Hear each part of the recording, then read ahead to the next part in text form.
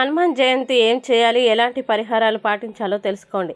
మరి ఆ వివరాలు ఏమిటో పూర్తిగా తెలుసుకునే ముందు మీరు ఏమైనా సమస్యలతో బాధపడుతుంటే వాటి పరిష్కారం కోసం మీరు మా గురువుగారి నెంబర్కి కాల్ చేసి మీ సమస్యలకి తగిన పరిష్కారం పొందండి. ఖచ్చితంగా మీ సమస్య పరిష్కారం అవుతుంది. ఇక వివరాల్లోకి వెళ్తే, హనుమాన్ జయంతి నాడు సూర్యోదయానికి ముందే నిద్ర లేచి స్నానం చేయాలి. పసుపు కానీ ఎరుపు రంగు దుస్తులు కానీ ధరించి హనుమంతుని ఆరాధిస్తే శుభ ఫలితాలని పొందవచ్చు. ముందుగా హనుమంతుని విగ్రహానికి సింధూరం రాయాలి. ఆ తర్వాత హనుమంతుడికి తమలపాకులు సమర్పిస్తే మంచిది. గులాబీల పూలదండను హనుమంతుడి విగ్రహానికి లేదా చిత్రపటానికి వేస్తే మంచిది. అలాగే బెల్లం, వడపప్పునే నైవేద్యంగా పెట్టాలి. హనుమాన్ చాలీసాని ఈ రోజు 7 సార్లు చదువుకుంటే మంచిది. రామాయణ పారాయణం చేస్తే కూడా విశేష ఫలితాన్ని పొందవచ్చు. హనుమాన్ జయంతి నాడు పేదలకి దుస్తులు, ఆహారం, డబ్బు దానం చేయడం వల్ల ఎంతో మంచి జరుగుతుంది. ఇంకా హనుమాన్ జయంతి నాడు శనిదోషం నుండి బయటపడడానికి హనుమంతుడి విగ్రహం ముందు ఆవ నూనెతో దీపారాధన చేయాలి. ఆ తర్వాత అందులో నల్ల నువ్వులు వేయాలి. ఇలా చేయడం వల్ల శని ప్రభావం నుంచి ఉపశమనం కలుగుతుంది. అలాగే ఏదైనా అనారోగ్య సమస్యతో బాధపడుతున్నట్లయితే హనుమాన్ జయంతి రోజు నెయ్యిలో కొంచెం వాము వేసి ఆంజనేయ స్వామికి సమర్పిస్తే మంచిది.